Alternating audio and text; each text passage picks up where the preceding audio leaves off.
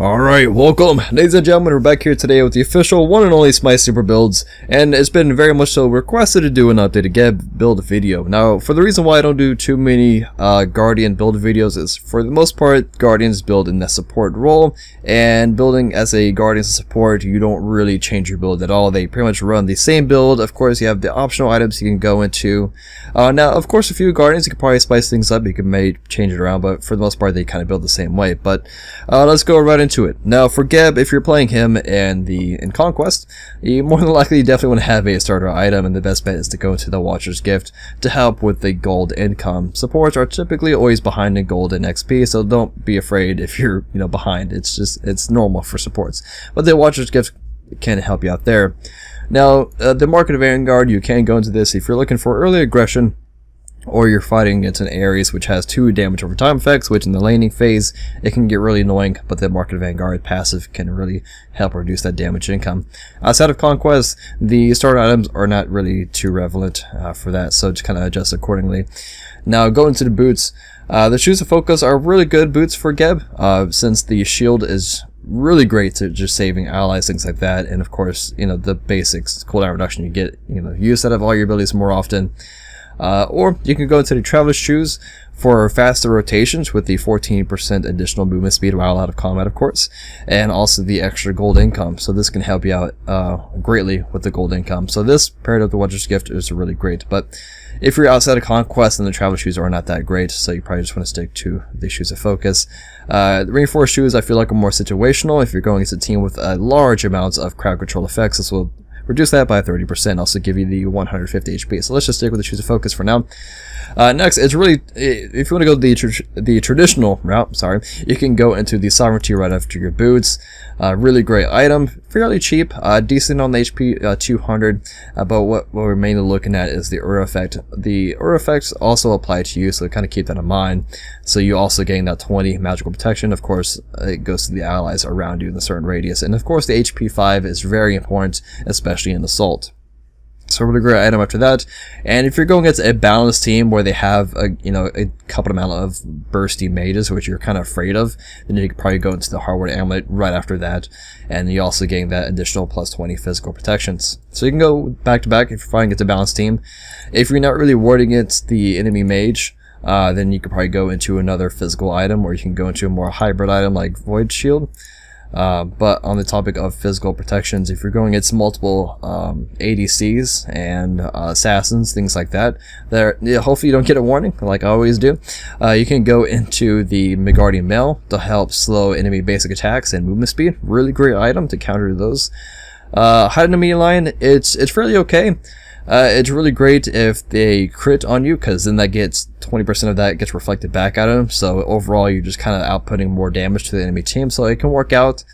If you're fighting against all physical gods, and say let's say Assault, you can go first item Mystical Mail. This is a really strong item to pick it up first. In certain situations, this does work because of the 40 magical damage just pulsating out is huge in the early stages of the game, not so much late game. But yeah, or you can go to the Breastplate of Valor, of course, after this point, after Sovereignty, just for the cooldown reduction. At this point, you have full 40% cooldown reduction. But let's just stick with the typical Hardware Amulet after this point. Then it just goes back into the situational. Building Guardians in the support way, it's all situational building and just counter building. So you can go into more magical protections since it is lower than your physical. You can go to Void Stone. You can go, Magic's not really used too much often now.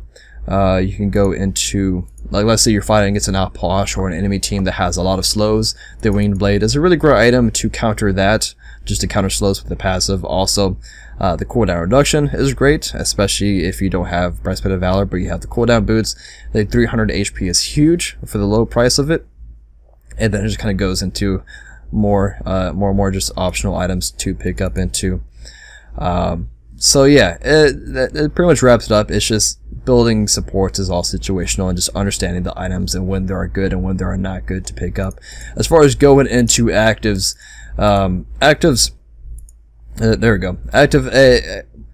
For GEB, the greater blink or just improved blink, whichever one you prefer, it's really great for GEB since, you know, rolling out, it gets kind of awkward trying to roll out into the enemy team, especially if they see you. Whoa, frame drops. Especially if they can see you, because then they can just stun you out or something. But the best bet is just to kind of blink over the wall and then ultimate. So blink is really great for GEB, and also you have the other situational actives like the creep and curse. You can blink in, ultimate, and then pop the creep and curse. That way they can't run away as fast, or you can pop this right before your ultimate, whichever way you prefer it. But slowing the enemy team for, you know, 30% on up is really great. The weakening curse is used to shut down healers or high health regeneration gods. It just shuts healing out completely by 100%. That is huge. If you're fighting against mostly attack speed heavy gods, then the Feebling Curse is the better bet to go into.